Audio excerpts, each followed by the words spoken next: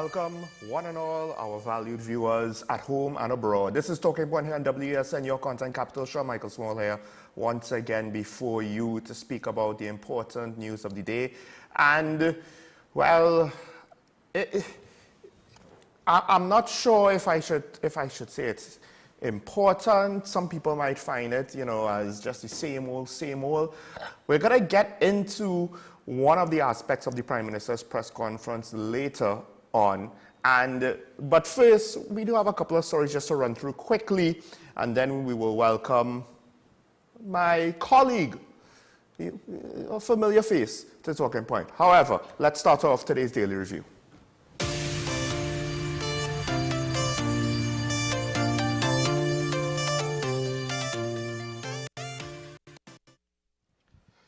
And the first story we just want to get into quick before the next segment.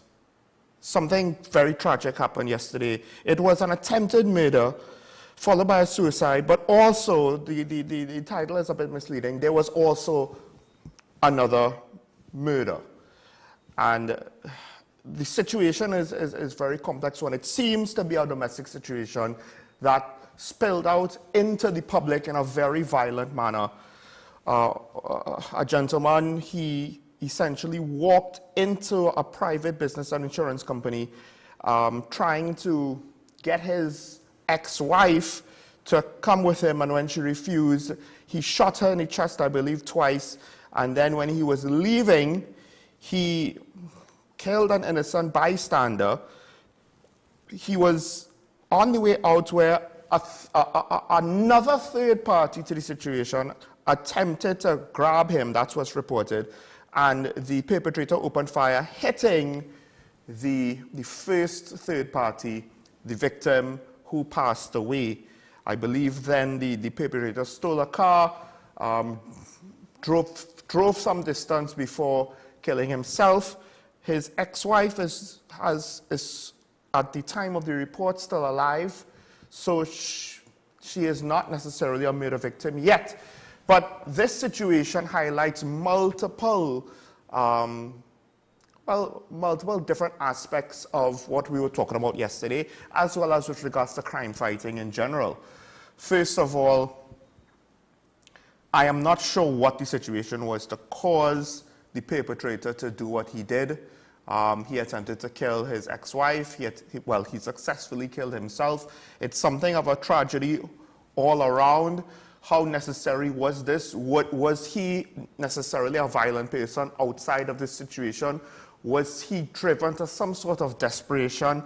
But more importantly now, to me, I'm not saying this is a case against self-defense. I am saying this is a case that highlights how complex it is, because you have one individual deciding to intervene in the matter and try to apprehend or disrupt the perpetrator, and he does not end up getting shot, but someone else ends up getting shot. And it highlights how complex this is. You could try to defend yourself, but are you willing to take responsibility, not just for your own life, but the lives of everybody around you, if the situation escalates out of hand? Because it wasn't necessarily clear that the perpetrator was looking to continue killing anyone else. If there were many targets, if this was intended to be a mass shooting, but that's not what happened. So it's very, very unfortunate. The young man who was killed, third party to all of this, in some ways, that's even more tragic, because he's basically just in the wrong place at the wrong time, literally, over a situation that was probably very preventable if only we had the tools and were prepared to prevent it as a society.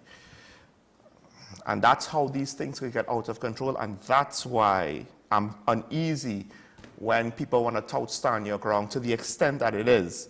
The only other story I'll get into before the break, I spoke last week about the gang sweep that arrested 15 plus. Now reports have come out that, and it was 18 in the end, but 11 were freed and 7 were charged with loitering. And this goes back to what I said. Okay, they're arrested. Can they be charged? What is the follow-up? And with this now, it's a bit of hindsight, I guess you could say, but it does make the commissioner's statements where it's not a matter of if but when seem even more empty and hollow, dare I say, because the gang sweep, I mean, to what extent could it even put a dent or even disrupt the violence between the gangs? We just hold them for what? A couple days, and then they go back out and continue doing as they're doing. And in fact, it probably emboldens them more. They feel more untouchable. And this is after a week where we saw multiple killings in front of police outposts and police stations. So it's a hell of a way to I don't know what else to say, because the disappointment in the situation just, I don't know what else to say. Now, joining me is, well, he's no stranger to the program, of course, a former youth parliamentarian who was most recently involved in youth parliament, so I'm not too sure exactly how well that title fits, but you know him on the show as the young man himself, the bright young man, Mr. Camille Pascal. Good morning, Camille. How are you this morning? Hi, Sean. Good morning. Good morning to Trinidad and Tobago as well. It is my pleasure to be here this morning. It's been a while, but I am here nevertheless. Well, I mean, glad we could still have you on. It's always good to get different perspectives. Now, I think the last time we actually had you on the show was a couple of weeks ago, and we were speaking about crime, or at least one of the last topics we were speaking about crime, and this situation has more or less not let up. Even though the murder rate is not quite as high as it was last year, it seems as though this is the story that, or this situation has been growing and building, maybe even from since last year, right, when the murder rate got out of hand, and then all throughout this year now, with the local government elections being looked at as a litmus test, potentially to the general, with crime being at one of the forefront issues, despite the fact that crime technically is not traditionally a local government issue, it was still one of the issues that was spoken about a lot. I wanted to ask, as you join the conversation and we catch up, your general observation so far, before we get into what the Prime Minister's press conference had, on this whole crime situation. I try to be positive and say we have to support the police and be willing to help and do our part. But it just seems as though things are going downhill, and it's very disheartening. What would you say to that? Yeah, so I agree with you on that. What I would say is that while we continue to speak about crime and while politicians continue to play on the issue of crime, there are people who are losing their loved ones on a daily basis. And I think that's what should matter to all of us here in Trinidad and Tobago. And you know, in the past, when we speak about crime, we also speak about the fact that citizens have become so desensitized to the issue of crime. But I think it's important that we recognize and understand that on a daily basis, someone is shot, someone is murdered, and that person more than likely is not involved in a life of crime. Look at that person who died yesterday, as you mentioned before in your daily review. He was just passing at the time when the guy went outside and shot him and was able to make his way off with the car. And so in many other instances, you've had many other instances rather that people have been shot innocently. They've just either been passing by or just at the wrong place at the wrong time. And I think that's what we need to recognize and remember when we are dealing with the issue of crime. People are hurting on a daily basis simply because their lives are being affected by crime. And so no amount of talk by politicians or those in authority can bring back the loved ones, of persons that die on a daily basis. So I think in all of our talking, we must recognize and remember that, and we must take a stiffer approach when we look at the issue of crime. Now, of course, one of the things that's always debated is generally solutions, but I do wonder if, to some extent, while we could look at all the long-term factors, right? Education, opportunities, the lack of them, or the lack of an education system that's suitable for members of our population. They feel left behind, and they can never catch back up. So what's the point of all of this? And then there are those who, even if they get educated, they might not have job opportunities now. So there's multiple points along the way where someone's life could more or less be disrupted. And then on top of that, something that you pointed out one of the last times you were here, what about the communities where someone is in?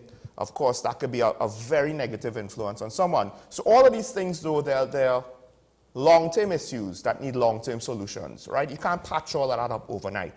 You can't change the culture on hotspot communities overnight. You can't change the education system and the job markets overnight. But to some extent, would it be fair? Those are important, but there seems to be a sense that everybody wants to blame one thing. Oh, it's parenting, or it's the police, or it's the economy. But while we can acknowledge, yes, we have to put some emphasis on these long-term issues, we also have to think about the fact that, look, if we want the violence to be curbed now for now, because people are dying now, every day, we need the short-term solutions as well. And that means that when the police says, well, there's poor parenting, that's nice, but I need you to do policing today to try to put a curb on the violence today. The parenting could solve itself over the next 10 years. Not solve itself, we could solve that, but we can't use better parenting. We can't solve that problem to stop the shooting today. What will you say to that?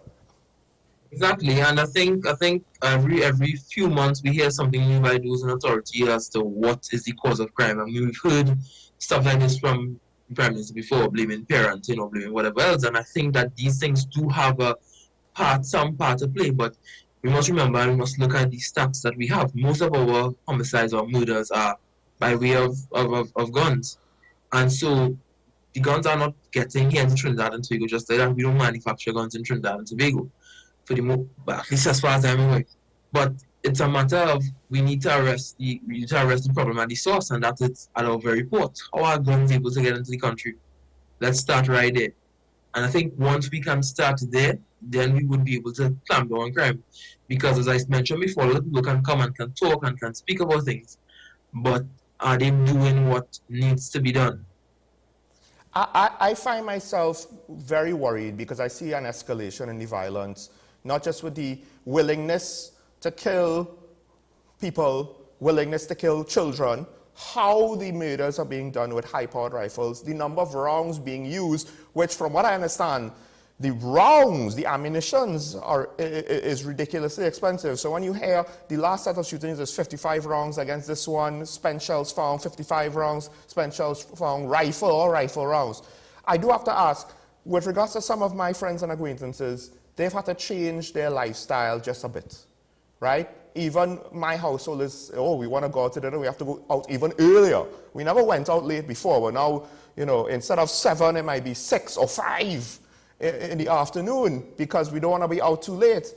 Do you and the people in your various circles, do you have those same concerns where now as an average citizen, as you said yourself, wrong place, wrong time, innocent people could end up getting shot? Are you having to change your habits? Of course. Many people have had to change their habits in terms of the way in which you do things and the way in which they carry about themselves. Just yesterday, I was having a conversation with someone and they were saying the way how things are going now, the Christmas season is coming up and they are not even sure that they will go into Port of Spain to shop simply because of the fear of crime. And so we need to recognize that crime will even affect our businesses. And so there are a lot of people who are fearful of crime and so they will not venture into many places during the upcoming Christmas season simply because of that fear factor of anything can happen. If you look at just over a week ago, there was a shooting in San Fernando. Persons were standing waiting to buy burger at a burger cart, and they were innocent. They were not aware that night something was going to happen. So it means to say that they themselves now going forward in the future, and even me, I would not go out, venture out after a certain time, or I wouldn't go to certain areas after a certain time because of that. That possibility that a crime can exist just because you're just there and it happens. You're not going out. Nobody goes out and says, "Okay, I'm going to get shot today." No, nobody does that. But I think it's important that people on the whole recognize that crime is prevalent and now crime isn't limited to an area or different areas or hotspots, however we want to term it. It can happen anywhere at any time. You can be going about your business just normal. And so, yes, I've had to change my way of doing things simply because of that fact of crime. I often in the past lamented the fact that we didn't have things like 24-hour coffee shops and 24-hour diners more prevalent in TNT. But even then it was like, crime kind of makes that not so, not so much of an attractive idea. Now, I do wonder to what extent, and even liming culture, or rather partying, I wonder to what extent crime is going to eventually start to further erode that. But all right, let's take a break. When we come back, we'll get into some of the key things that the Prime Minister had to say, because you can't talk about crime these days without talking about the crime talks that potentially never will be. I mean, Lord only knows. And that goes into the politics or the political side of crime fighting. So stay tuned to Talking Points on WSN. We'll be right back.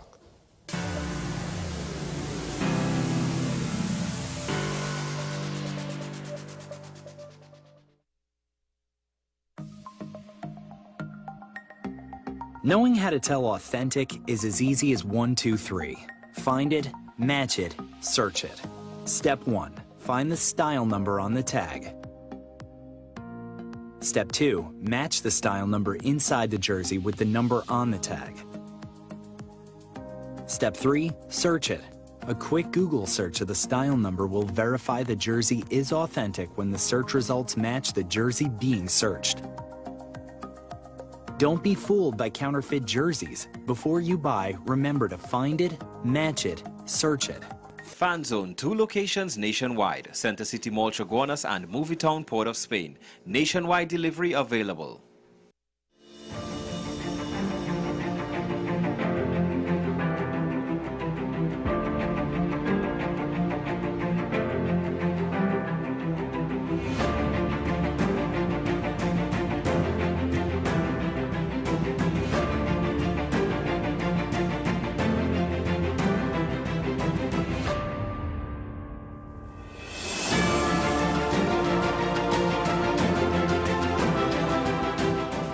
Simon's Musical Supplies Limited. We are the specialist in new and used musical instruments, carrying top brands like Yamaha, Pearl River pianos, vinyl and Sabian cymbals, Remo and Evans drumheads and Fender guitars, just to name a few. Also a wide assortment of music books, pan and accessories. At Simon's, we service what we sell. Trust the leader. Call us now at 625-6412 or visit us at 20 Board Street, Port of Spain.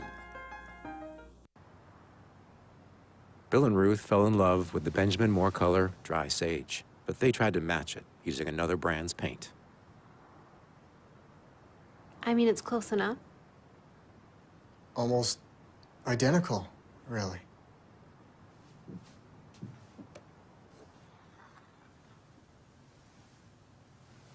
Yeah, there it is. Never trust another paint to be a Benjamin Moore color.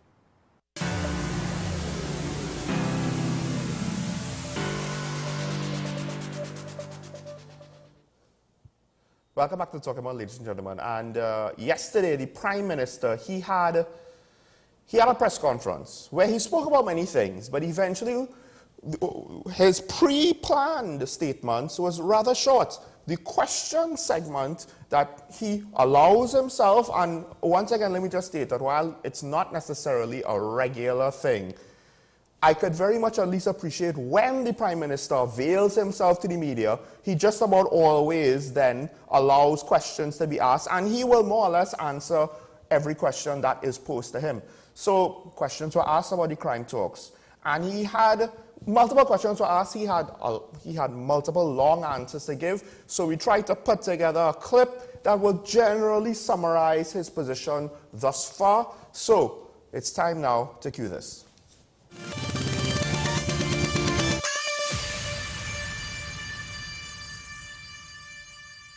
We are going to deal in these talks with what you bring and what we bring, but you have to have some order. 8 people for him for it. And of course, we said the Attorney General would chair, and that seemed to have immediately offended the opposition. How could I dare the Attorney General? And we had 5 people and they have 4. Now, it makes you wonder, what exactly is their view of these crime talks? Somebody has to convene it. Somebody has to chair it. Somebody has to be in charge of advancing it as a process. They insist that it must not be the Attorney General because the government will have 5 and they have 4. I didn't know it was a voting process. I thought you were meeting to talk. And 4 members of the government and 4 members of the opposition is a huge part of the parliament meeting there on a particular issue. And of course, I see it being said that the Prime Minister must lead it. They believe that if the country is being beaten down by regular, frequent, outrageous criminal conduct, that is a political bonanza for them to engage verbally and for them to engage and campaign on electorally. So they don't really want any change. If anybody is desperate for a change in this country in this matter, it's the government, because the government is held responsible for the safety and security and the personal conduct of everybody in this country. This is not about me, for me to promote myself. Self-promotion is for them. I have woke up to my eyeball. Understand? And I can guarantee you that when I am not there, the team that is sent there from this PNM government will do exactly what the people's interests require. But if you take the position that you're not going to meet because you don't like who is going to be chairing it, you don't like how the vote is going to go, and the absence of the Prime Minister to lead the government team. So let me ask you something. When 4 cabinet members go there to crime talks to talk to their opposition, you think they're going there on their own? Are they going there on their own, or are they going there under the authority of the Prime Minister? I didn't say I am going to Saudi Arabia, and I am going to COP, and I am going to London, and therefore we can't initiate these discussions until February. I didn't say that. I put things in place for if the talks are going to be of any value, we can start talking now. The government is represented under the authority and the guidance of a Prime Minister. When the opposition leader is telling me that unless the condition is met where Gary Griffith is part of a team to talk, that we need to, I should tell you all you need to know, you know, where the Prime Minister of this country indicating that certain audit reports will go before the Parliamentary Committee on National Security. And what was the response to that? It was a lawsuit where the Prime Minister is injuncted from telling you, by way of the Parliament, what caused Justice John to have written what he wrote to the Police Service Commission. So I stand before you now. I know things that you don't know and you can't know because I'm injuncted. And you're telling me I must sit down with him to talk crime. And of course, responses were given by both the political leaders, the opposition leader of the UNC, Kamala Persad-Bissessar, as well as the political leader of the NTA, who the Prime Minister, I don't know if it was tongue-in-cheek or if it was, you know, a Freudian slip with regards to his frustration, pointed out the fact that it's never a former captain or regimental officer, army officer Gary Griffiths, former commissioner. All right, okay. Nitpicking there a little bit. But Camille, the Prime Minister had a lot to say. We both watched his press conference. That was the part that I think, there were other things he said that, you know, you could, you know, read through the pre-release and pull out some stuff. But this part here with regards to the crime talks I found was very pertinent. He spent a lot of time. There was a lot, it was almost half an hour, I think, maybe longer, answering questions just on this one topic. There were like maybe 3 questions. He spent the bulk of that time speaking. First of all, just what do you get generally? What was your general takeaway from what the Prime Minister had to say? Well, the Prime Minister would have spoken about a number of things. I think it's customary that he hosts a press conference once he returns from a trip, especially a trip that concerns national business and concerns the office of the Prime Minister and, well, Trinidad and Tobago as a whole. So I think generally he would have spoken about things relating to the CARICOM Saudi Arabia summit and the role Trinidad and Tobago would be playing in terms of partnering, in terms of bilateral relations rather, between Saudi Arabia going forward. He would have also obviously spoken about crime. I think, as you mentioned in introducing the video, whilst he introduced it on the basis of the summit, he really went into the issue of crime and the crime talks. And as you mentioned as well, when you're speaking about crime now, you can't not speak about those crime talks that are still up in the air. Although I see one newspaper reporting that the crime talks are dead. I don't think that's necessarily what the Prime Minister would have stated. I mean, but he would have spoken about a number of other things, also the issue of Venezuela and Guyana and that Essequibo region. So, I mean, all in all, the Prime Minister spoke about a number of things and a lot unpacked in that particular press conference. Now, both sides, of course, are sticking to their guns, right? The Prime Minister is saying, well, now I appreciate that he has tried to explain the situation from their point of view, although I don't know if the explanation is good enough. The opposition is saying, whoa, who gets to set the agenda here, right? We come in together, this is bilateral, you kind of pull in rank. That's not what coming together means, right? You just declare the AG, we don't discuss it, you declare the AG to chair the meeting. The AG gives us this arbitrary deadline, which doesn't make any sense. The deadline itself was a lame duck. You say you have a deadline, so what? What if they come a day later? You're going to deny them the crime talks then? So that whole part seemed weird to me. Now, the flip side is the Prime Minister is saying, well, look, we need somebody to chair the meeting. This is all practical. So we don't want things to stall out. We don't want things the agenda to kind of be lost in the debate and the conversation. So someone to just drive the thing, not necessarily to have a side. And he's saying, well, look, this is not a legislative body. This is not an extension of Parliament. We're not voting on anything here. We're here to have a discussion. So to some extent, the irony, of course, is both sides are touching upon almost the same type of thing. We're coming together to have a discussion. Why are you taking this? Why are you having to take this so serious? Go so far. This is not necessary for us to go so far. But they're parallel arguments that are quite similar.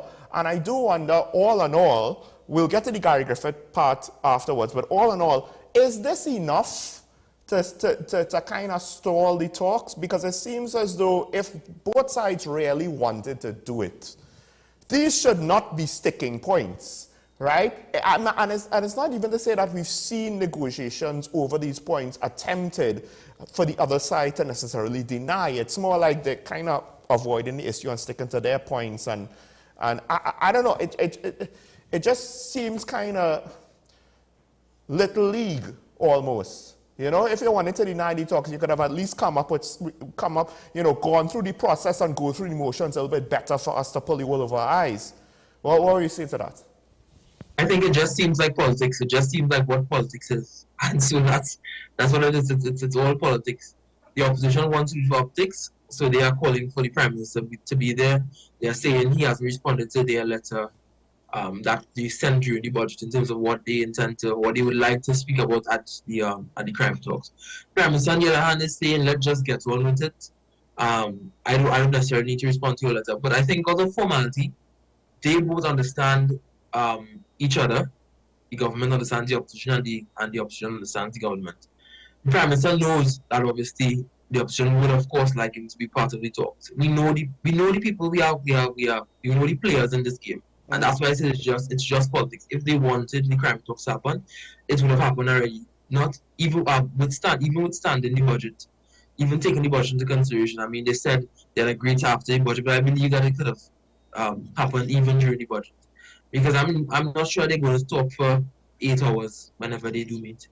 I'm sure the meeting is probably going to be a short meeting, and then you're going to hear at the end of it, well, we agreed to meet at another date. That's how it's going to go. So I think if they wanted it to happen, it would have happened already. It's just politics we're seeing. The Gary Griffith question, let's go there now. Because I did wonder if this literally would have been, and it doesn't seem to be the only issue, to be fair, but this one seems to me like the one where actually, even if they attempted to try, it seems as though, and maybe this is where, if they were smart, they would have debated this or pushed this, because this seems to be more of an impasse that is ironclad. The opposition can't not include Gary Griffith, former Minister of National Security, former Commissioner of Police, former Army Captain, he's former National Security Advisor. Like, it'll be difficult politically for them to exclude him. The government can't include him. Basically, the Prime Minister has gone on to say, we have this report says bad things. It was so bad that Stanley John brought the report to me. I didn't commission the report, he brought it to me, right? And I can't explain the report to you because of an injunction. Now, of course, that's a whole other debate, whether he's hiding behind that fact. You know, Gary Griffith is alluding to the fact, the Prime Minister is alluding to the fact that no, there is real things here. It's difficult to know what is the truth when, you know, we are basically prevented. And this is a slight mark against Mr. Griffith. He is the one in part preventing us from, okay, well, what is the report? Let us assess for ourselves. What are you you're trying to hide something. What is it? We're not going to know, so it's difficult. But this point to me always seemed as though there was, I would be very surprised if they could move past this point.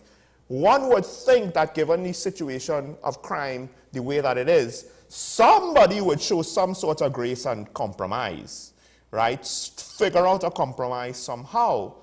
But do you think it's possible to compromise over Gary Griffith's participation? Yeah, I think it's very simple to compromise over the issue. A lot of people said from the start when the conversation first came up, people said, okay, they're saying parliamentarian. Gary Griffith is not a senator, neither is he a member of parliament. Just make him a senator. For the time being, you have the talks and he goes his way afterwards. It's very simple to get a senator sworn in. One senator from one opposition senator can get sick and they just write to the president and they inform them and they swear in the new senator, they swear Gary Griffith is sworn in and he's part of the crime talks. It's that simple, and you name your team and you go forward. And you know that this can happen. So if that's the issue of Gary Griffith being a non-parliamentarian or whatever, then they can solve that very easily. And then, of course, well, I'll still maintain that the government, I don't know if politically they could be seen having crime talks with Gary after all of the things that the Prime Minister implied. It would look very hypocritical, right, to some extent. Well, I wouldn't say that, because I would say that they wouldn't have it on their own, meaning a one-on-one meeting or accept help from Gary. What I would say is that in a case where you have it as it's a meeting of the minds, a meeting of parliamentarians. That's essentially what it's supposed to be. So if Gary Griffith is made a senator, then they can have it. It would be that's the team that the opposition has named. It wouldn't necessarily be that the government has said, okay, we're going to accept you, Gary Griffith, come and assist us, because that's not what they want for them, from an optical point of view. Now, I'm not entirely sure, and maybe this might just be a technicality that could be hand-waved away with the correct procedure. But does our parliament, because I know the THA does not recognize political parties, but our parliament does, would Gary essentially have to, for all intents and purposes, become a member of the UNC to be sworn in as an opposition senator, or can he formally be made so? Do you know? I don't know if you would know. Could he formally be made so? Not necessarily. Not necessarily. He can be made a senator. Without having to change his party affiliation? Right, yeah. There are six opposition senators. When one is out of the country, and there's a sitting of the House, the one needs to be sworn in to fill that position by reason of they are out of the country during the period of time, or if the person is sick. So, for example, the opposition does it during the budget all the time. They always do it every year for the past couple of years. They've done that, where they suddenly, after one senator debates or contributes to the motion on the budget, that senator suddenly gets sick, and they bring in Tim Gopi-Singh. They've used Tim Gopi-Singh probably for the last 3 years. Right. Up to this year, so it's very easy for it to be done, and they know this. So if they are saying that it's the honesty of Gary for not being a parliamentarian, then make him one and get on with the crime talks. Now, so one of the other points is the fact that the Prime Minister is not participating, and I actually also thought this was a bit of a red flag with regards to how serious the government is taking this situation.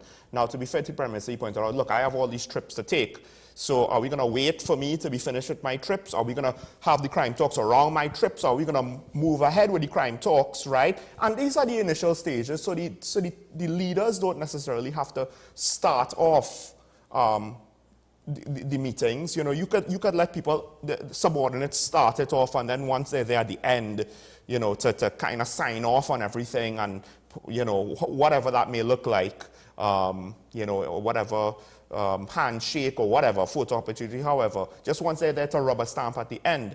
But it still, though, makes me wonder to what extent the Prime Minister acknowledged that crime is a serious issue.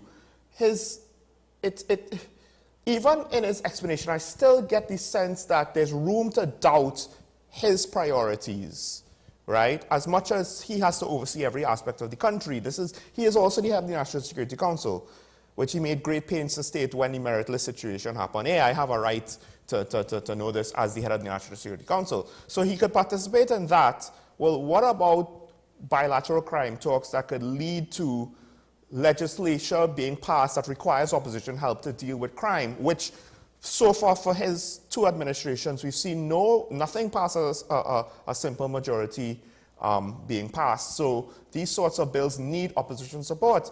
And him kind of taking a backseat to it does send a signal, and it gives the opposition an excuse to say, look, see, he's not taking it seriously. So do you think the Prime Minister should have participated, or at the end of the day, it's just practical and we can't fault him for it? Well, I don't think it is. I don't think that he should be faulted for it, or he should be required to participate. It's a meeting of parliamentarians, and that's what was said or agreed to rather from the start. So let the opposition name their team. The government has already named their team, which includes the Attorney General, and if I'm not mistaken, the leader of the government business in the House, Camille Robinson Regis, and maybe Stuart Young, I'm guessing. So I think let's get on with the talks. If they wanted these talks to happen before, they would have allowed it to happen. And so I think that on both sides, they are making heavy weather about nothing essentially. I mean, I do agree that the Prime Minister should respond to the opposition leader's letter just for formality. But let's get on with it. Like, I don't see the need for the Prime Minister to be there. I don't even see the need for the opposition leader to be there. How differently are the talks going to go with them being there or not being there? The issue is really a one of meeting. Let's sit, let's talk, let's discuss what needs to be discussed. The government has already stated that they intend to speak up with legislation, because that's essentially what they need the opposition support for. Other than that, if the government wants to buy 500 vehicles for the police service, they can organize and get that done. So that they don't need the opposition help to go and do that. So it's really a matter of speaking on items of legislation. And so they need to get on with the talks. I mean, won't you say it might even progress smoother at the start if the two leaders weren't necessarily there, because it allows the other people a bit more freedom to speak, to get the ball rolling? Correct, and you're absolutely correct in saying that. I mean, parliamentarians, and that's why I keep saying they're making heavy weather about nothing, to be quite honest. Parliamentarians are very cordial behind the television screen when they are not being showed live on Parliament channel or whatever it means. They sit and they talk very normal. So I don't understand why they having such an issue just to host a meeting of crime talks, speak about legislation. In fact, they didn't necessarily even need to have anything so very formal. They see each other at Parliament. They can speak to each other on a regular basis. I think it's just a matter because the president would have spoken about it at the ceremony in opening of Parliament back in September. That's how it really came about, and the Prime Minister would have mentioned that yesterday. And so I believe that's why a lot of people have just gotten turned off at this point. We're already almost at the end of November. Nothing has happened. 2 months later, the budget has already been passed, and nothing. So if they wanted it to happen, it would have happened. So one of the last things I want to go into, well, the UNC, the timing was interesting to say the least. You know, the same day that the Prime Minister goes into a press conference and speaks at length on this issue and puts his position out there publicly. The UNC, of course, had their Monday night forum, and I believe that's where they more or less announced they will open general election nominations for all 41 seats next month as they prepare to campaign for the general election next year. It looks as though next year will be a campaign year, right? Even though the general will actually be the following year. The timing, just to me, it lends credence to the fact that this is very political. This is all just to advance the spotlight, and this is an issue that could potentially derail the PNM administration, because at the end of the Prime Minister said, we are responsible. And could it be that, look, everybody, I've said it before, they're just trying to set up the excuses so that they could point to the other side and say it's their fault why this is not happening, we take this seriously. And with all that said and done, you know, because again, strategically speaking, if I was serious about the crime talks, after what the Prime Minister said, and if I wanted to try to figure out a compromise, I'm not going to do things like, okay, general election and da, da, da, da, da, da, right? Because to me, it's just sending that signal where, hey, we jockeying for position here, right? Are the crime talks dead? I know that you earlier referenced one of the newspaper headlines, and ironically, we still have hope, but on a practical level, do we have to more or less concede to the fact that it looks very unlikely that either side is going to budge at this point? I think at this point, if they do host any crime talks, at least before the end of this year, it will just be because. They're just doing it because. But that heart and that spirit that probably would have been there from the start, if there was any at all, that's long gone. That's far gone. It's 2 months plus. We're almost going to December. Soon enough, Parliament would probably host their last sitting for the year, and then they go over into 2024. So it's a matter of, if anything is held at this point, it's just going to be a just because. We're just doing it because. But we're not really into this. Well, folks, the man himself has said it himself. Now, we'll take a break. When we come back, Camille wanted to touch on also the Prime Minister mentioned the situation with Venezuela and Guyana. It's one of those situations where we don't necessarily know how bad it could get, but generally speaking, we fear that it could get very bad for us, as well as for our CARICOM community at large. Stay tuned, this is Talking Point on WSN. We'll talk about that right after this.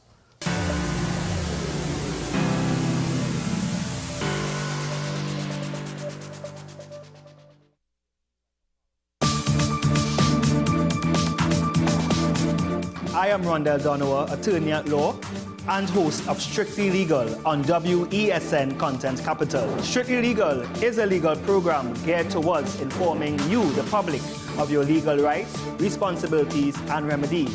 So be viewing Thursdays 10 a.m. to 10:30 a.m.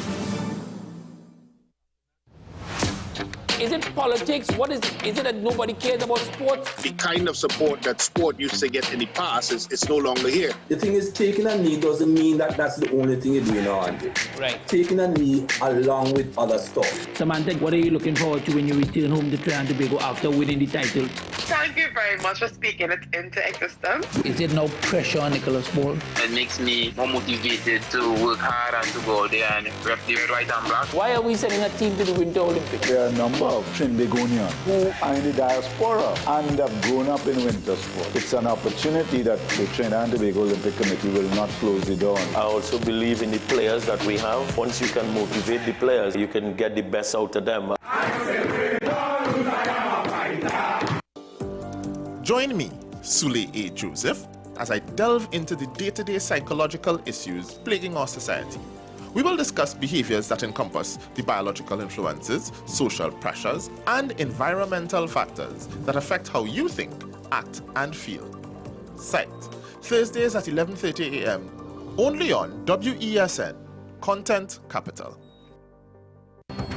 The issue, the continued rise in the price of flour and its impact on the cost of living in Trinidad and Tobago. How should we go about it? I want to ask you, what has been revealed to you about the state of vulnerability in the country because of this exercise and because of what we're going through? Is the government losing the war on the vaccine front? The discussion should revolve around the common good for the greatest number of people in Trinidad and Tobago. How do we inculcate a sense of respect and regard for people who may not be of your own political ilk or persuasion? The communities are now being used by political opportunists. So when the tables are turned, it's the same way. Okay, this has been 10 questions. I'm Andy Johnson, and we'll see you next time. Join me, Dr. Nalini Kokram, on What's Up Doc, where we discuss all your burning questions concerning health. Trinidad and Tobago is among one of the highest risk group of patients that develop this form of genetic breast cancer. What I'd like to take home from a short interview like this, screening.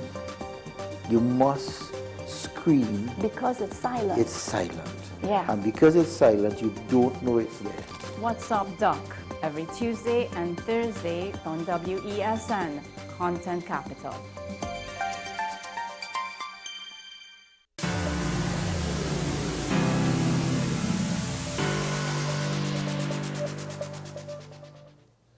Welcome back to Talking Point, ladies and gentlemen. And of course, one of the big international stories, which isn't far from home.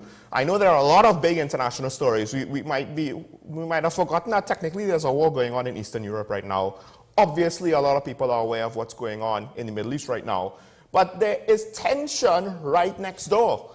Literally, two of our southern neighbors, you can't get closer to Trinidad and Tobago than Venezuela and Guyana, are having a border dispute. And this is an ongoing situation. The Prime Minister has stated, well, look, we do not agree with Venezuela on this. But to some extent, I do have to wonder, you know, how much are we caught in the middle? Because on one hand, we have our interests with our deals with Venezuela that we don't want to lose. On the other hand, we have a CARICOM member in Guyana who is more than willing to partner with the rest of the community in order to build up itself along with the community. And this is something that CARICOM probably needs in the long run, even Guyana, but less so Guyana, more so the rest of us. So we have two competing interests here. Kemiel, well, you haven't been on the show to weigh on this from the start, so, I mean, the floor is yours to just weigh in on this whole thing. Sure. I think what I really would like to look at it from the perspective rather that I'm looking at it from is a matter of something that people should be paying attention to, because I still don't think that a lot of people are paying attention to this particular issue, and it's happening literally in our backyard. Venezuela at its closest point is about 7 miles from Trinidad, and so that tells you a lot. And so they have this ongoing issue of the Essequibo region, which has been a long-standing issue dating back as far back, as very, very far back, as Dr. Oli mentioned yesterday. Even Prime Minister Eric Williams would have had to deal with the issue when he was Prime Minister of Trinidad and Tobago. So I think it's something that we should be looking at here in Trinidad and paying attention to, because it has the potential to spill over, simply because of the fact that Venezuela will be holding a referendum on the 3rd of December, which essentially is asking their citizens to vote on whether or not they should annex the Essequibo region in Guyana. And annex meaning that they would literally go in and take that part of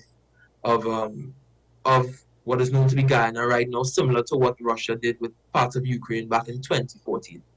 And I think it's something that people should be paying attention to, because it has the possibility to spill over. And not only that, that particular part that would allow for Venezuela to have a particular area, even in the ocean, that has oil and gas, which is essentially what they are after. So I think it's something that people should be paying attention to.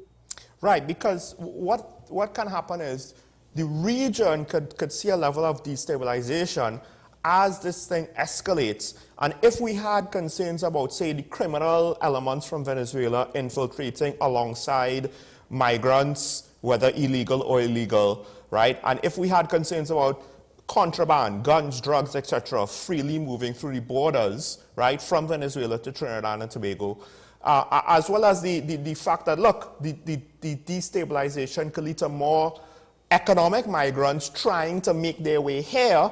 And we've already seen now in Europe and in America, where even the politicians who were proponents for what they would term as refugees, although technically it's not necessarily political refugees, it reached the point now where their populations are saying, hey, y'all didn't think this through, no more, because, you know, our budget literally cannot support the amount of people that are coming here. We're just a small little, you know, twin island republic of 1.5 million people. We can't deal with the fallout economically if things go south between Guyana and Venezuela.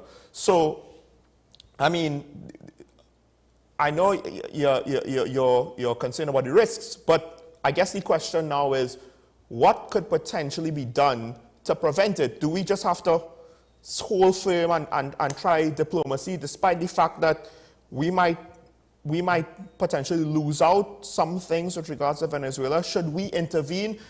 I mean, the rest of CARICOM wouldn't necessarily be as affected as us and Guyana. So should we intervene and not wait and hope for this thing to sort itself out? Because then it might reach a point where military intervention is the only way to settle this matter. Yeah, and I do agree with you. I mean, yesterday for the first time, I mean, the Prime Minister was asked about it about a month and something ago, but I think yesterday for the first time he actually articulated Trinidad and Tobago's position, which is that they stand with Guyana on the issue. in the past he would have mentioned things like not necessarily on this issue, but in terms of from a foreign policy perspective, he'd have mentioned that Trinidad and Tobago usually tends to stay out of issues where it relates to our country's democracy. I think that would have been back in 2019 when he was speaking about the issue of Juan Guaido and Nicolas Maduro and the election or whatever. But usually, for the first time we saw the Prime Minister articulating very, very clear policies that we stand with Guyana. But I think on this issue, it's something that we cannot afford to take lightly, simply because of the fact that there have been reports of military personnel from Venezuela being at the border right at the border that is bordered with Guyana.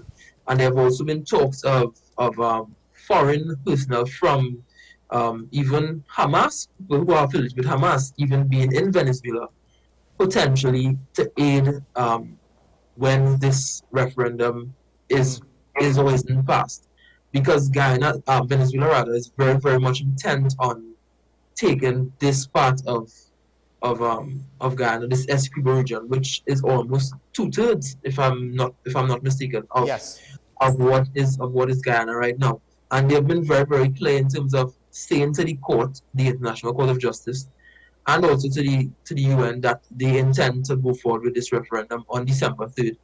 And once they get the okay from the citizens, they are going to take that part of Guyana.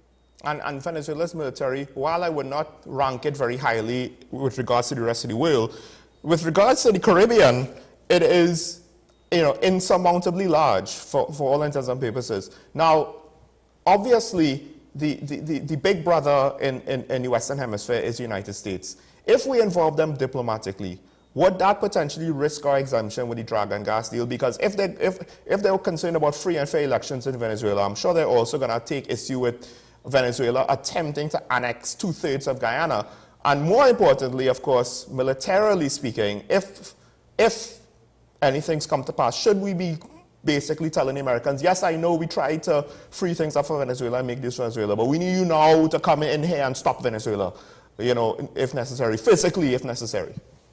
I think very much so that there will be some form of a showdown in that sense, because, the president of Ghana, Dr. Mohamed Fanali, was asked on Sunday, when he returned from the same CARICOM summit to Saudi Arabia, whether or not they would be looking at the assistance of the United States if this situation potentially escalates to a matter of the Venezuela moving forward with their plans to annex that part of Guyana. And so they did say yes, obviously, they wouldn't be expecting the assistance of the United States because they would not be able to deal with a potential situation like this on their own. And I just kind of think that we should stop as a Caribbean region and take note of what is happening right in our backyard and the potential spin-off effects. Because if it's a matter of the Ukraine-Russia situation is affecting us, just imagine what a situation like that right in our backyard would do to us. We've not been known as a region to be in wars and conflicts, but it's a matter of this can go so south very, very quickly that we would not be able to contain it, especially coming out of COVID, and island states are still attempting to build their way back up, even from a tourism standpoint. All of those gains that we would have gotten from 2022 up till now can just vanish simply because of an issue between Venezuela and Guyana. That's a great point, especially for us in TNT, because we're so close. Maybe some of the other islands might get away with it. Maybe. Then again, maybe not. There's one last question I want to ask about this, but we have to break for news on the hour. So when we come back, I'll ask you that question. It's more or less the hard question, the actual question that TNT probably needs to answer. What do we want out of this? But I won't give it any more away. Stay tuned, folks. News on the hour. Next, we'll return after this, and then we'll open the phone line. Stay tuned.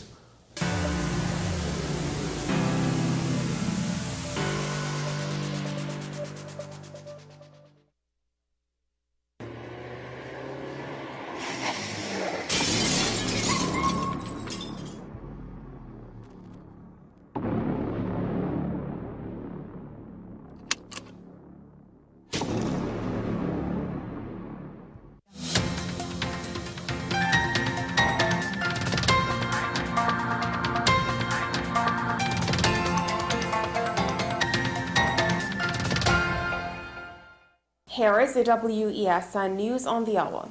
I am Sira Ali. Thanks for joining us. Here are the headlines. Independent senator and psychiatrist Varma Diyal Singh says crime will increase unless young ones are held. A 24-year-old man is currently detained at the Valencia police post, and regionally, Antigua and Barbuda Prime Minister initiates festive economic boost. Now for the details. Crime will increase unless young ones are held to deal with anger issues. This according to former independent senator and psychiatrist Varma Diyal Singh. In an interview, he commented on the burgeoning crime situation in Trinidad and Tobago. He noted that for various reasons, there are youths who are dealing with unresolved feelings of anger that propels those who find themselves in a life of crime to commit heinous acts. He stated that placing a weapon in their hands creates a situation doomed to devastating results. He maintained that the education system bears a significant responsibility in aiding children to have healthy habits. A 24-year-old man is currently detained at the Valencia police post, assisting detectives with their investigations into his alleged possession of a revolver and 2 rounds of .38 ammunition. The suspect was arrested yesterday by officers of the VPP who responded to a report of a man armed with a firearm in the district. According to police reports, during a road check exercise during the period of 10:35 a.m. and 12:30 p.m. on November 19th, police received a report of a man armed at Valencia Old Road, Valencia. Police officers attached to the Valencia Criminal Investigations Department, Special Patrol Unit, and Eastern Division Emergency Response Patrol immediately responded, whereupon arrival at the corner of Tattoo Trace and Valencia Old Road,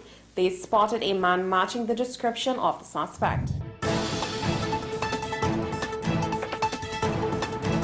Regionally, Antigua and Barbuda's Prime Minister Gaston Brown announced today that after extensive discussions with the cabinet members and Ministry of Finance officials, December 15th to 17th and 22nd have been designated as weekends for a significant reduction in the Antigua and Barbuda sales tax, dropping from 15% to 5%. This proactive measure is strategically implemented to stimulate economic activity during the approaching festive season. Well, that's it to News on the Hour on WESN. I am Sira Ali. Thank you for watching.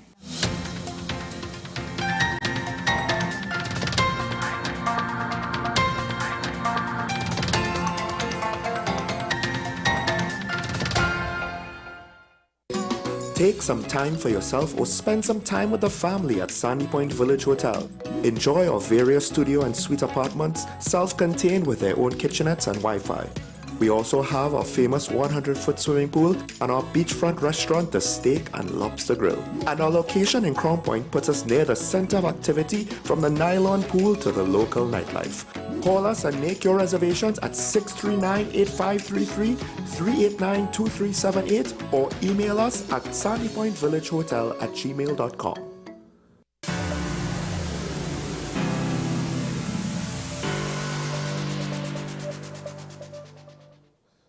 Welcome back to Talk About It. Folks, this conversation, we can't just end it just yet. We're going to open the phone lines just now, but first I need to ask Camille, with regards to the Dragon deal and this situation, at some point should we consider dropping or cutting ties with Venezuela, dropping the Dragon deal, or should we try to hold on to it similar to how Europe tried to continue buying gas from Russia while giving Ukraine military equipment and financial aid in their war against Russia?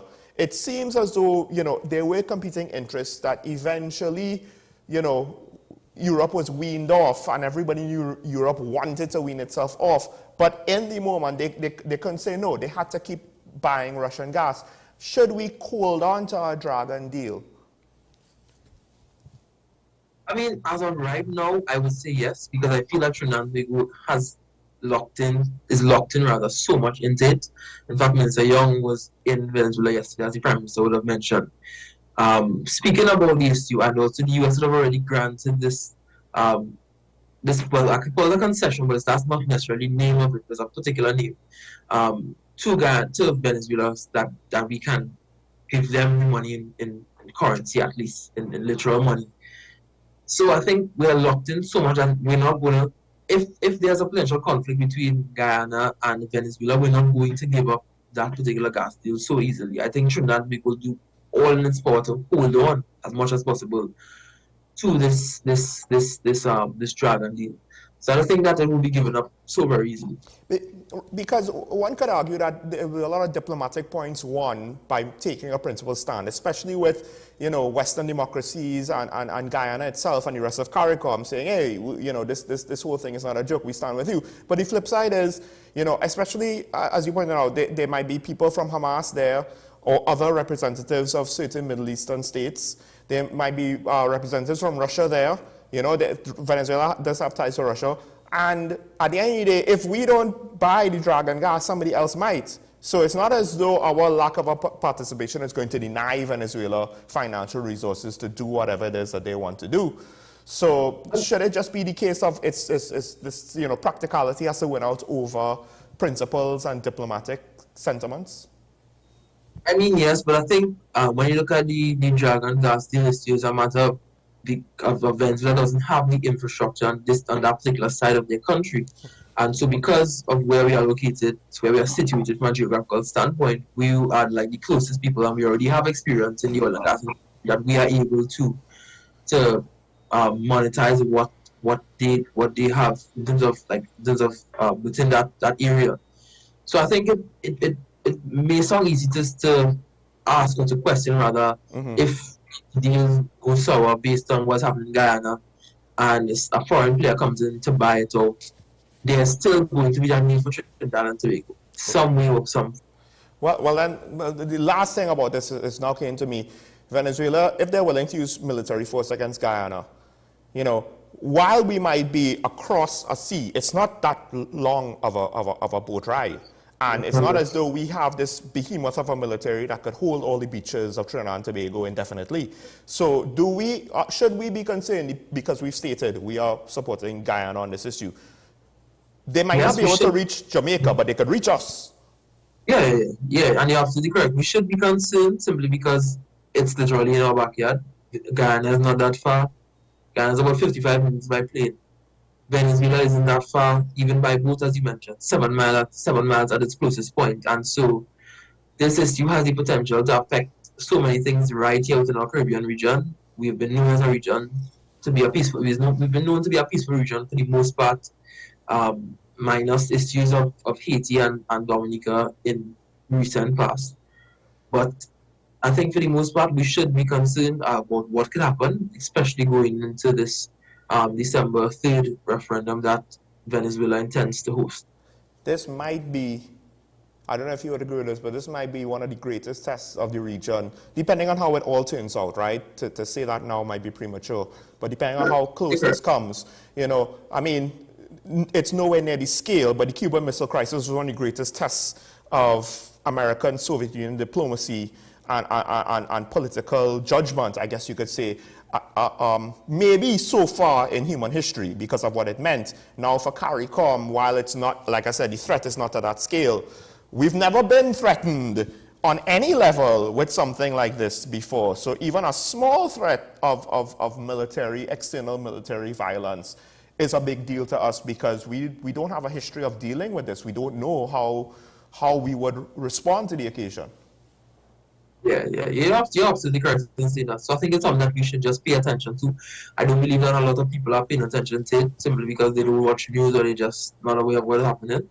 Or because we have such a good history of things being quelled, for the most part, we've kind of just become lax to the fact that there's the potential for things to go south. Well, I mean, that tends to be Trindago on almost every issue. One could God is a Trini. Sometimes I actually forget that statement because I don't feel it so much these days. At least we haven't been hit by a hurricane yet. Camille, I don't know if you have to leave. I'll stay on. I'll be on. All right, so cool. Camille is staying on. Folks, now is the time we'll be phone lines a little late today, but the conversation was too important.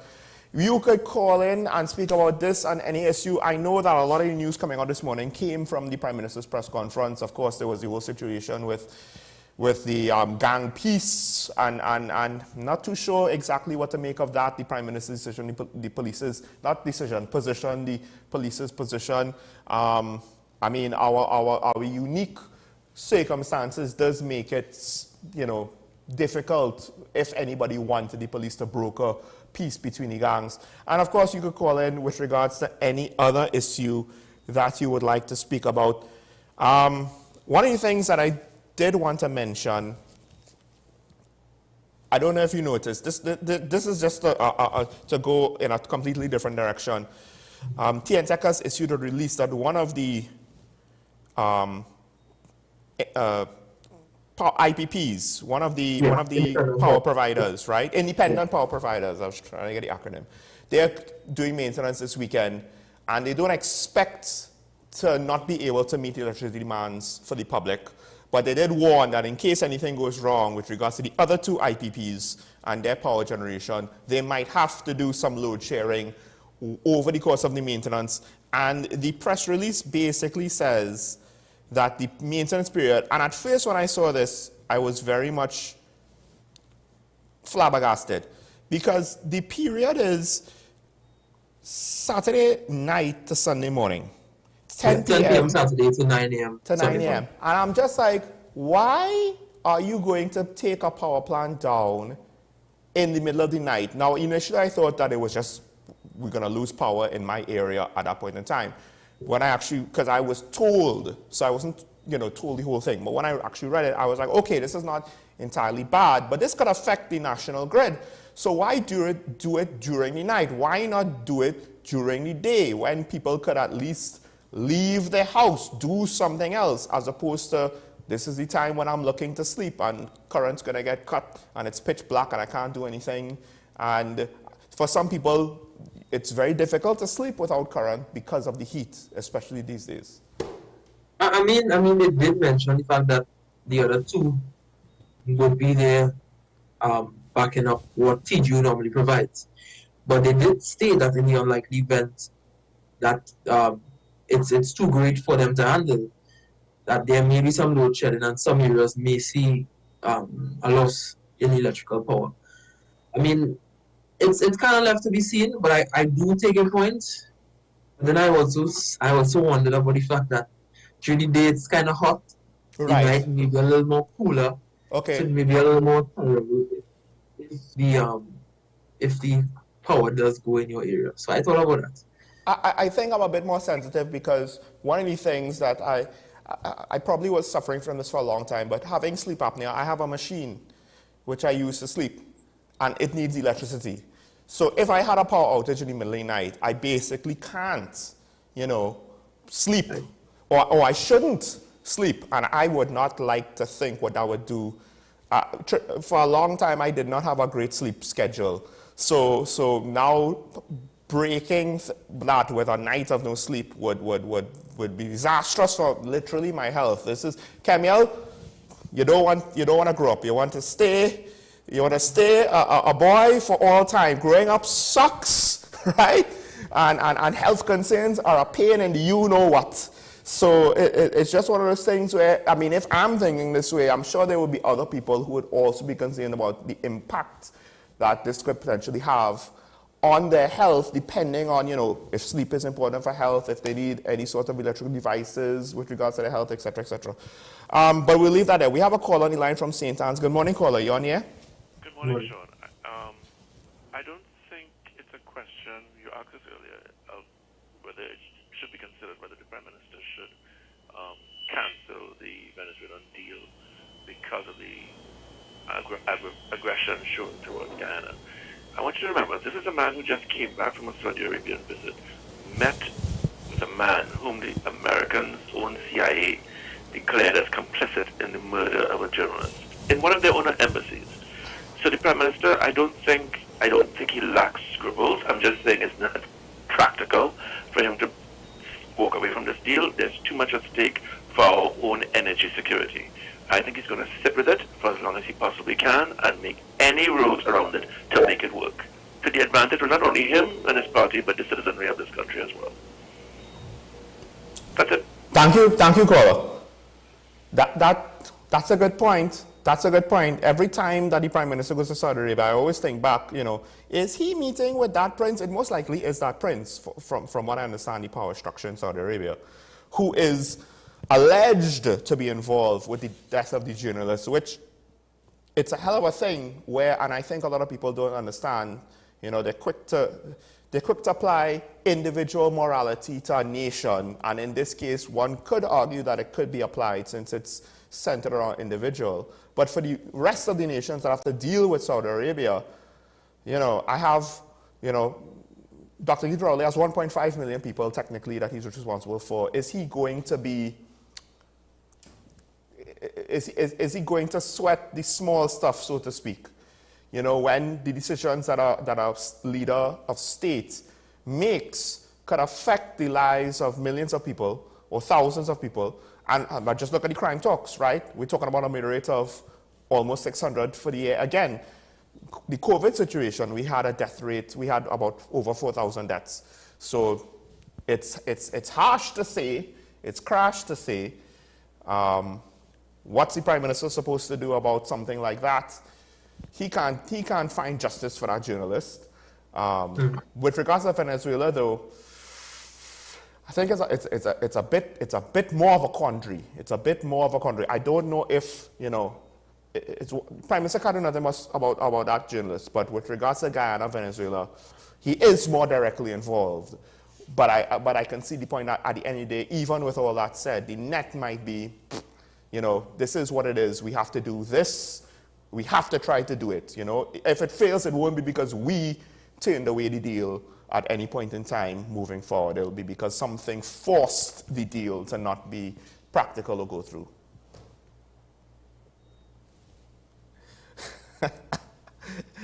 All right, well, as we wait for calls,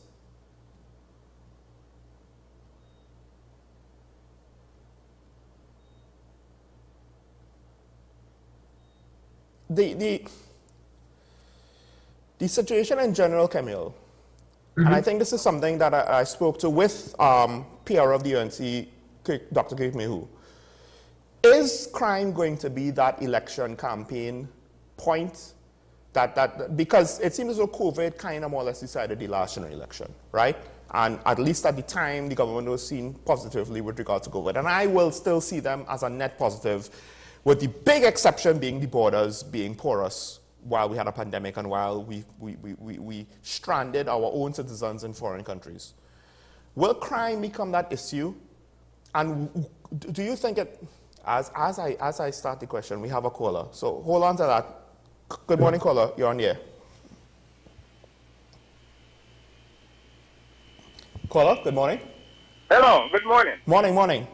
Gentlemen, good morning. Hey, regarding the meeting on crime between the Prime Minister and Gary Griffith, there is too much conflict going on all over the world for them to add to their discord. What I want them to do is get together and make peace in the country. This is how I see it. They're at loggerhead. Both of them have their strong opinions.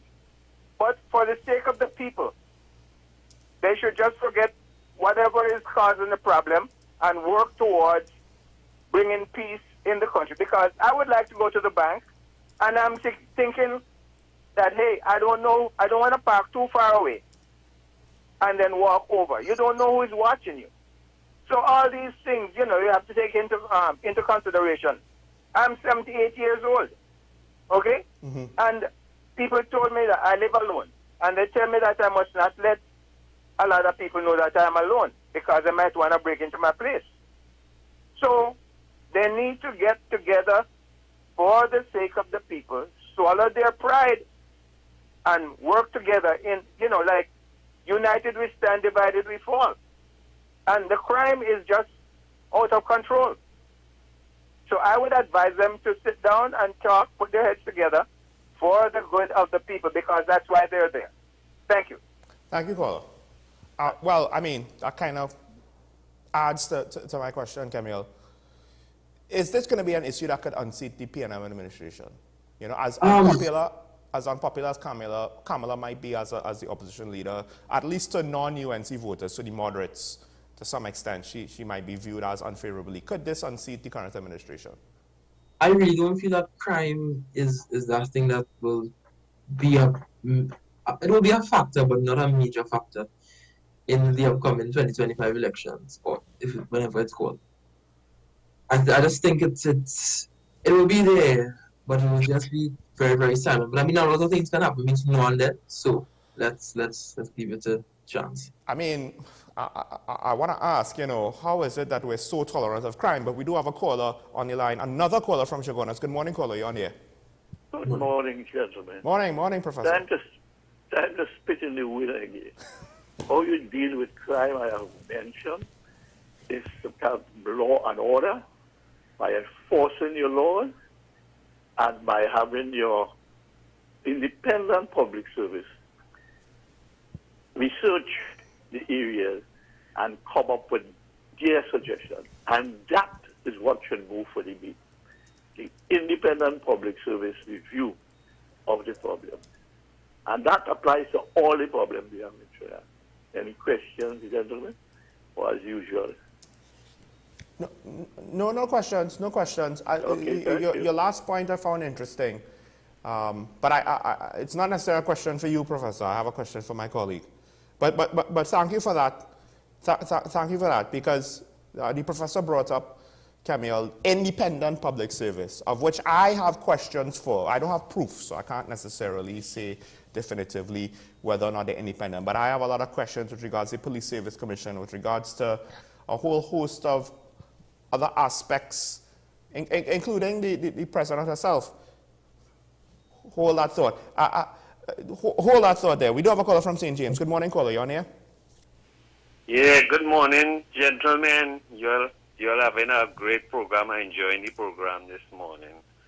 You all are building this pyramid. It's just going up. It's just, you know, nice. And I just want to, I'm just giving you a little vision here, a little minor thing, but I'll still mention in the existence of the PNM.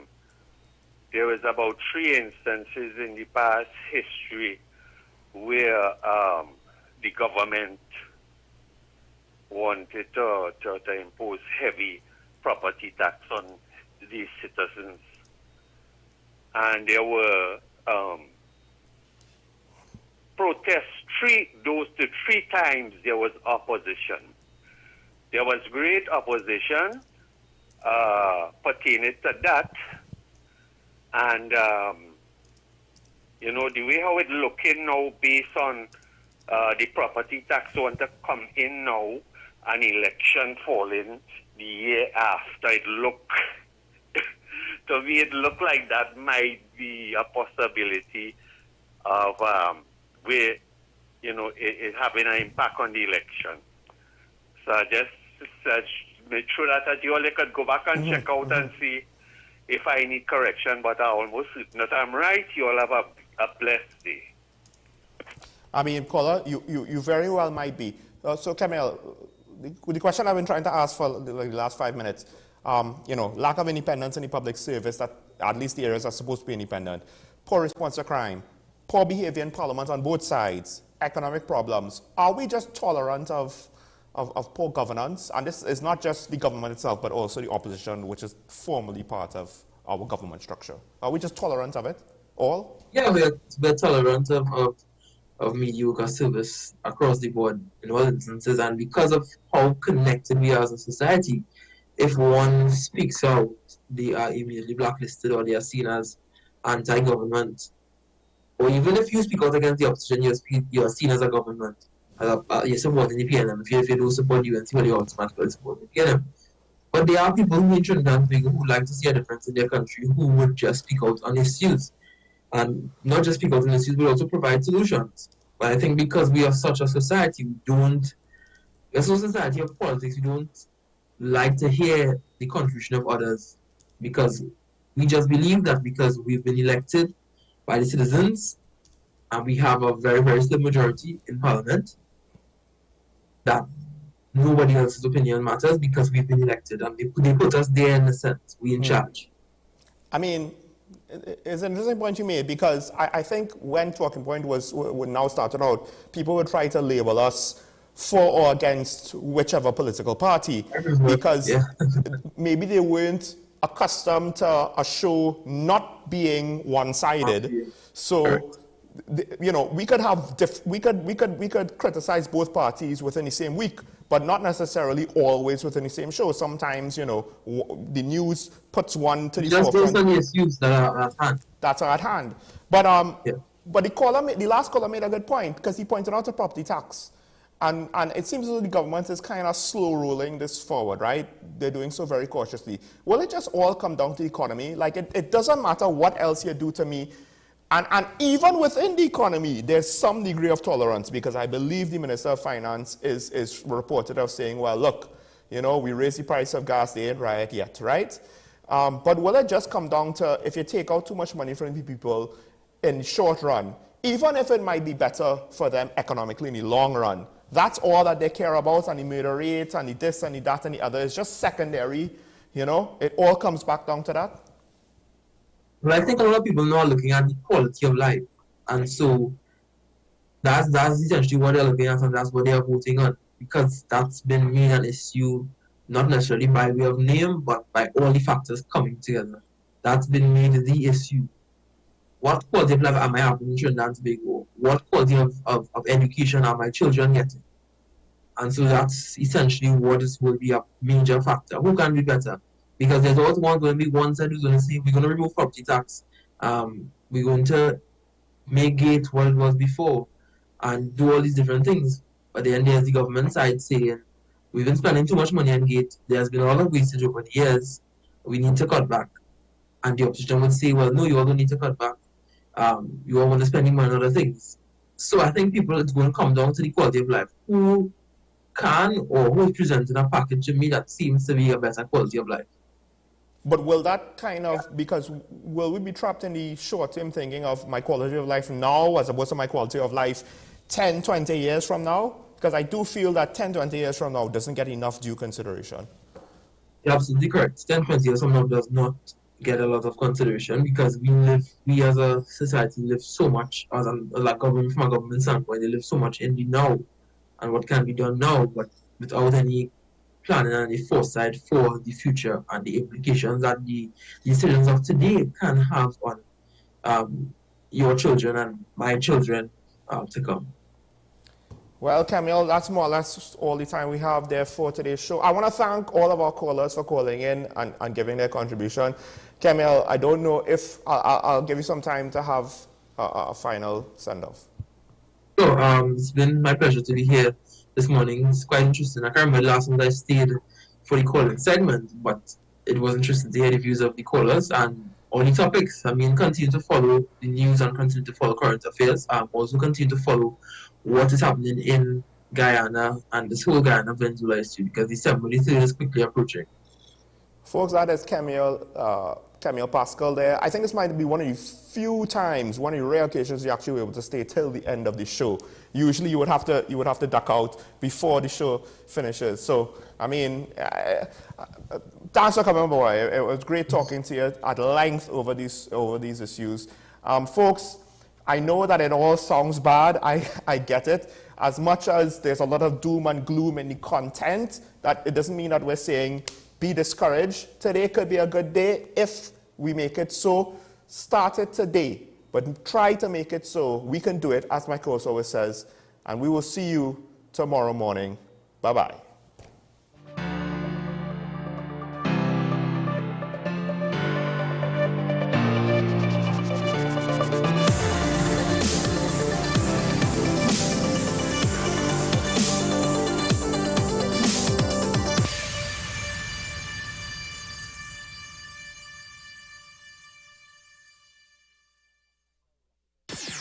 WESN.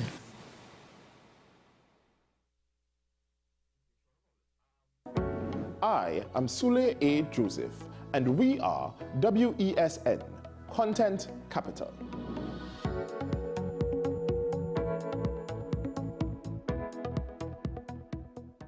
My name is Carl Media, and I'm the founder and the host of Ever Increasing Voice Ministries. Join me every Saturday and Sunday on WESN, this powerful station, at 9 a.m. on Saturdays, 1 p.m. and 7 p.m. nightly. Also on Sundays, I'll be on at 7 a.m., 1 p.m. and 7 p.m. at night time. When you come here, we are getting people heavenly ready. Join me, Dr. Nalini Kokram, on What's Up Doc, where we discuss all your burning questions concerning health. Trinidad and Tobago is among one of the highest risk group of patients that develop this form of genetic breast cancer. What I'd like to take home from a short interview like this, screening. You must screen. Because it's silent. It's silent. Yeah. And because it's silent, you don't know it's there. What's Up Doc.